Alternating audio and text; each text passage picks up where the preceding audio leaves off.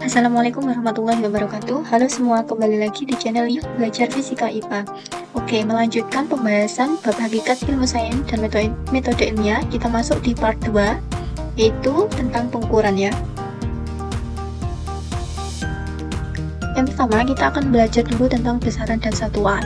Besaran adalah segala sesuatu yang dapat diukur dan memiliki nilai yang dinyatakan dalam bentuk angka serta memiliki satuan. Contohnya ada panjang, kecepatan, waktu, dan masih banyak yang lainnya. Kemudian satuan adalah pembanding yang digunakan dalam pengukuran suatu besaran. Contohnya meter, sekon, kilometer per jam, dan sebagainya. Sebagai contoh, dalam kehidupan sehari-hari, kita sering kali melakukan pengukuran ya, biasanya mengukur tinggi badan. Misalnya tinggi badan Doni 150 cm. Nah, 150 itu menunjukkan nilai, kemudian cm itu menunjukkan satuannya. Jadi panjang itu termasuk besaran, gitu ya. Jenis-jenis besaran. Besaran dibedakan atas besaran pokok dan besaran turunan. Yang akan kita pelajari ini masih besaran pokok dan besaran turunan saja. Nanti ada juga besaran skalar, ada juga besaran vektor ya. Oke, yang pertama besaran pokok. Besaran pokok adalah besaran yang tidak diturunkan dari besaran lainnya dan memiliki satuan internasional. Satuan internasional itu adalah satuan yang telah disepakati di seluruh dunia, gitu ya. Jadi yang dipakai di seluruh dunia. Besaran pokok itu ada 7, wajib hafal. Ya, ada panjang, massa, waktu, suhu, kuat arus, listrik, intensitas cahaya, dan jumlah zat. Untuk memudahkan kita mengingat 7 besaran pokok ini, boleh kita ambil huruf depannya saja. Kita singkat menjadi jiwa SMP, itu ya. Jadi J itu untuk jumlah zat, I untuk intensitas cahaya, W untuk waktu, dan seterusnya. Kemudian ada dimensi. Dimensi itu adalah cara suatu besaran tersusun atas besaran pokok. Untuk penulisan dimensi harus dituliskan dengan huruf besar ya, kemudian diakhiri dengan kurung siku. Lanjut ke besaran turunan. Besaran turunan adalah besaran yang diturunkan dari besaran pokok. Contohnya ada kecepatan, luas, volume, dan masih banyak yang lainnya. Nah, jadi yang dimaksud besaran turunan, kita ambil contoh kecepatan ya. Nah, untuk memperoleh nilai kecepatan, maka kita harus mengetahui panjang lintasan, kemudian juga kita harus menghitung waktu. Panjang tadi kan termasuk besaran pokok ya, dan waktu juga besaran pokok. Jadi kecepatan itu adalah termasuk besaran turunan, karena untuk memperoleh nilai besarnya kecepatan kita harus melakukan perhitungan dari besaran pokok, yaitu panjang dan waktu. Jadi kecepatan yaitu panjang lintasan dibagi dengan waktu. Selanjutnya pengukuran. Pengukuran adalah kegiatan membandingkan suatu besaran yang diukur dengan alat ukur digunakan sebagai satuannya. Ada 2 jenis pengukuran. Yang pertama ada pengukuran langsung. Dalam pengukuran ini dapat langsung diperoleh nilai atau hasil pengukuran sesuai dengan yang tertera pada alat ukur yang digunakan. Contohnya, misalnya kita mau mengukur ketebalan kertas menggunakan mikrometer skrup. Nah, jadi ketika kita sudah meletakkan bendanya pada mikrometer skrup, kita langsung bisa membaca berapa hasil yang diperoleh gitu ya. Itu namanya pengukuran langsung. Sedangkan untuk pengukuran tidak langsung, hasil pengukuran diperoleh dari perhitungan beberapa hasil pengukuran langsung. Sebagai contoh, ketika mengukur massa jenis balok. Nah, jadi kita tidak bisa langsung memperoleh hasilnya menggunakan alat ukur ya. Kita harus mengukur dulu massa dari balok itu. Kemudian massanya bisa kita ukur dengan raca. Kemudian untuk volume balok kita harus cari dulu panjang baloknya ya, panjang, lebar, dan tingginya menggunakan bisa mikrometer skrup ya. Setelah kita dapatkan nilai massa dan volume, nah, baru kita bisa memperoleh besarnya massa jenis balok. Jadi itu yang dimaksud dengan pengukuran tidak langsung. Hasil yang diperoleh dari perhitungan beberapa pengukuran langsung. Oke, kita belajar tentang pengukuran. Yang pertama pengukuran panjang. Untuk pengukuran panjang ini kita bisa menggunakan beberapa alat ukur ya, ada mistar, jangka sorong, dan mikrometer skrup. Yang pertama mistar atau penggaris. Untuk nilai skala terkecil dari penggaris yaitu 1 mm. Kita coba untuk mengukur ya panjang pensil. Coba perhatikan pada gambar ada sebuah pensil diukur menggunakan mistar atau penggaris. Kita lihat pada skalanya, di situ menunjukkan ini penggaris menggunakan skala cm ya, satuan cm. Sudah melewati angka 5 pada skala itu. Kemudian untuk yang ke skala selanjutnya kita cek, oh ternyata 5,7 cm atau boleh dijadikan ke milimeter, 57 mm. Pengukuran panjang selanjutnya menggunakan jangka sorong. Ada dua skala pada jangka sorong. Ada yang namanya skala utama, itu yang bagian atas ya. Kemudian ada skala nonius.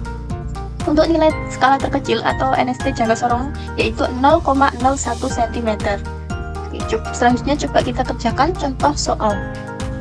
Perhatikan gambar hasil pengukuran suatu benda ya. Hasil pengukuran diameter pipa di bawah ini adalah, untuk membaca jangka sorong, nah kita perlu yang pertama melihat skala utamanya ya. Coba perhatikan garis pada skala utama sebelum angka 0 di skala nonius. Itu ada angka 4. Jadi skala utamanya menunjukkan 4 cm. Kemudian skala nonius. Nah, skala nonius, cari skala nonius ya, atau yang bagian bawah itu garis yang lurus dengan skala utama. Nah, itu ya sudah ada tanda panahnya. Kita hitung skala nonius yang bawah 0, 1, 2, 3, 4. Oh, ternyata 4 menunjukkan angka 4 pada skala nonius. Nah, selanjutnya jangan lupa untuk mengalihkan skala nonius yang sudah didapat tadi dengan NST dari jangka sorong, sehingga diperoleh 4 kali 0,01. Skala noniusnya 0,04 cm. Nah, langkah selanjutnya kita tinggal menjumlahkan skala utama yang sudah didapatkan dengan skala nonius. Berarti 4 tambah 0,04, sehingga diameter pipa yaitu 4,04 cm. Ya, jadi kuncinya yang pertama, cek dulu skala utama yang bagian atas. Cek sebelum angka 0 yang ada di skala nonius itu angka berapa. Kemudian selanjutnya cek skala nonius. Cari garis yang lurus atau berhimpit antara skala utama dengan skala nonius. Kemudian jangan lupa dikalikan dengan NST. Langkah terakhir, kita tinggal jumlahkan. Lanjut ke pengukuran panjang menggunakan mikrometer skop. Mikrometer skop juga memiliki skala nonius dan skala utama ya, seperti ditunjukkan pada gambar. Kemudian untuk NST, nilai skala terkecil dari mikrometer skop yaitu 0,01 mm. Coba kita kerjakan contoh soalnya. Hasil pengukuran ketebalan suatu benda di atas adalah, langkahnya sama dengan mengerjakan soal untuk jangka sorong. Untuk mikrometer skop ini kita cek skala utamanya. Nah, itu kan pada skala utama yang ditunjukkan sudah masuk ke angka 6 ya. Jadi 6 cm. Jadi 0, 1, 2, 3, 4, 5 yang atas itu kan angka 5 pada skala utama. Kemudian terlihat garis, sudah terlihat garis sehingga skala utamanya 6 cm. Kemudian skala nonius, cari skala pada skala nonius garis yang lurus dengan skala utama. Oh, ternyata 30, 31, 32 ya, 32 skala noniusnya. Dikalikan NST dari mikrometer skop 0,01 mm, sehingga diperoleh 0,32 mm. Kita jumlahkan skala utama dengan skala nonius yang sudah didapat. 6 ditambah 0,32 sama dengan 6,32 mm. Selanjutnya pengukuran massa. Pengukuran massa ini menggunakan yang namanya neraca atau timbangan ya. Untuk neraca atau timbangan ini jenisnya banyak. Ada neraca lengan seperti pada gambar. Untuk bagian-bagiannya, neraca itu punya tempat beban. Kemudian ini neraca 3 lengan, dia punya 3 lengan. Ada titik nol atau keseimbangan. Jadi ketika kita meletakkan bendanya, kemudian menggeser bebannya, tunggu sampai titik nolnya seimbang ya. Kemudian ada beban geser yang digeser-geser. Ada skalanya ratusan, puluhan, dan satuan. Kemudian ada juga neraca digital. Ini kita tinggal meletakkan bebannya, kemudian nanti ditunjukkan nilainya langsung ya.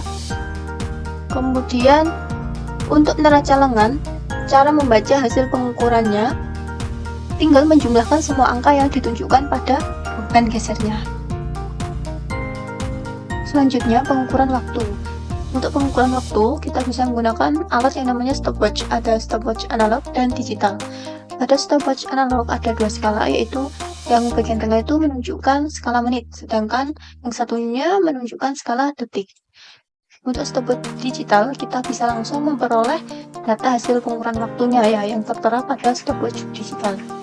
Lanjut, kita belajar tentang konversi satuan. Konversi itu adalah mengubah ya, maksudnya mengubah satuan.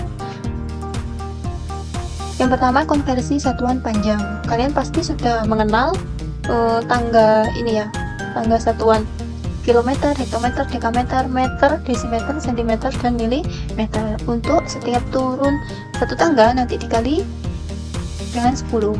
Setiap naik satu tangga dibagi dengan 10. Coba perhatikan contoh berikut. Ada soal untuk disuruh mengubah atau mengkonversi satuan dari sentimeter ke milimeter. Sentimeter ke milimeter, coba kita cek. Oh, ternyata turun 1, sehingga kita kali 10. 200 dikali 10 sama dengan 2000 mm. Contoh yang kedua, 1500 cm sama dengan berapa meter? Kita cek pada tangga cm ke meter. Naik berapa tangga? Naik 2 tangga, sehingga dibagi 100. 1500 dibagi 100 diperoleh 15 meter. Lanjut, konversi satuan massa. Hampir sama pada dasarnya dengan konversi satuan panjang. Untuk setiap turun satu tangga dikali 10, setiap naik satu tangga dibagi 10. Langsung ke contoh soalnya. 1000 mg itu berapa gram? Miligram ke gram itu dia naik 3, berarti dibagi 1000 diperoleh 1 gram. Yang kedua, 25 kg berapa gram? Kilogram ke gram, naik atau turun? Ternyata turun ya, turun 3 tangga, berarti dikali 1000. 25 dikali 1000 diperoleh 25.000 gram. Lanjut, konversi satuan waktu. Yang perlu diingat beberapa hal untuk mengubah konversi satuan waktu. 1 jam itu sama dengan 60 menit, 1 menit sama dengan 60 detik atau second. 1 jam sama dengan 3600 detik. Coba perhatikan contohnya. 20 menit berapa sekon? Nah, tadi 1 menit berapa sekon? 1 menit 60 ya. Berarti tinggal kita kalikan saja 20 dikali 60, sehingga 20 menit itu sama dengan 1200 sekon. Kemudian 90 menit berapa jam? Hubungan menit sama jam kita cek. Tadi 1 jam itu 60 menit. Sekarang menit diubah menjadi jam. Berarti tinggal dibagi. 90 dibagi 60 diperoleh 1,5 jam. Jadi 90 menit sama dengan 1,5 jam. Lanjut ke konversi satuan suhu. Nah, untuk mengukur suhu kita biasanya menggunakan alat yang namanya termometer ya. Termometer. Pasti kalian sudah pernah melihat termometer. Biasanya kita menggunakan skala Celcius. Jadi pada termometer ini ada yang namanya titik tetap bawah ya, 0 derajat Celcius. Kemudian ada titik tetap atas 100 derajat Celcius. Ada beberapa skala suhu yang wajib kita ketahui. Ada skala Celcius, ada skala Reaumur, ada Fahrenheit dan Kelvin. Masing-masing memiliki titik tetap bawah dan titik tetap atas ya. Untuk skala Celcius tadi sudah, titik tetap bawahnya 0 derajat Celcius, titik tetap atasnya 100 derajat Celcius. Ini untuk Reaumur, Fahrenheit, Kelvin bisa dicek ya. Nah, untuk menuliskan skala Kelvin, kalau Celcius, Reaumur, dan Fahrenheit itu kan ada derajatnya ya. Sedangkan untuk Kelvin tidak perlu dituliskan derajatnya, tinggal langsung ditulis K. Misalnya titik tetap bawahnya itu 273 Kelvin, langsung gitu ya penulisannya, tidak perlu ditulis dengan derajat. Oke, kita lanjut belajar untuk mengubah satuan suhu. Untuk konversi Celcius ke Kelvin, kita tinggal menambahkan 273 ya. Sebagai contoh, 27 derajat Celcius itu berapa Kelvin? Nah, tinggal ditambahkan 273, 27 ditambah 273 sama dengan 300 Kelvin. Kemudian 60 derajat Celcius itu berapa derajat tremor? Nah, kalau kita lebih baik tahu konsepnya ya, konsepnya untuk mengubah konversi satuan suhu ini. Jadi ini misalnya kita ambil skala Celcius dan tremor, kita tuliskan T derajat Celcius dikurangi titik tetap bawah dibagi titik tetap atas dikurangi titik tetap bawah. Nah, sama dengan yang satunya tadi mau diubah kemana? Mau diubah ke tremor. Ya berarti suhu yang ditunjukkan pada tremor, T derajat tremor dikurangi titik tetap bawah dibagi titik tetap atas dikurangi titik tetap bawah. Lanjut kita masukkan T derajat Celcius yang ditunjukkan adalah 60 dikurangi titik tetap bawah untuk skala Celcius itu 0 per titik tetap atas pada skala Celcius 100 dikurangi titik tetap bawahnya 0. Begitupun dengan tremor yang di sebelahnya ya. Jadi sehingga T derajat tremor dikurangi 0 per 80 dikurangi 0. Kemudian diperoleh 60 per 100 sama dengan T derajat tremor per 80. Kemudian kita kalikan silang. 100 T derajat tremor sama dengan 60 kali 80. 100 T derajat tremor sama dengan 4800, sehingga T derajat tremor sama dengan 4800 dibagi 100 diperoleh 48 derajat tremor. Jadi 60 derajat Celcius sama dengan 48 derajat tremor. Oke, lanjut. Tadi kita sudah membahas titik tetap atas dan titik tetap bawah. Kita gunakan untuk mengkonversi satuan suhu. Ada cara cepat untuk kita mengkonversi satuan suhu dengan melalui perbandingan dari skala tersebut. Jadi kita kurangi titik tetap atas dikurangi titik tetap bawah ya. Misalnya skala Celcius 100 dikurangi 0 itu 100, tremor 80 kurangi 0 itu 80, Fahrenheit 212 dikurangi 32 itu 180, dan Kelvin 373 dikurangi 273 itu 100. Kemudian disederhanakan diperolehlah perbandingan 5495. Nah, jadi selain kita bisa mengkonversi satuan suhu menggunakan titik tetap atas dan titik tetap bawah, kita juga bisa pakai yang rumus cepat yang diperoleh dari perbandingan selisih titik tetap atas dan titik tetap bawah ya. Jadi C tadi kan 5 perbandingannya, jadi C per 5, kemudian R per 4 sama dengan F min 32 per 9, K min 273 per 5.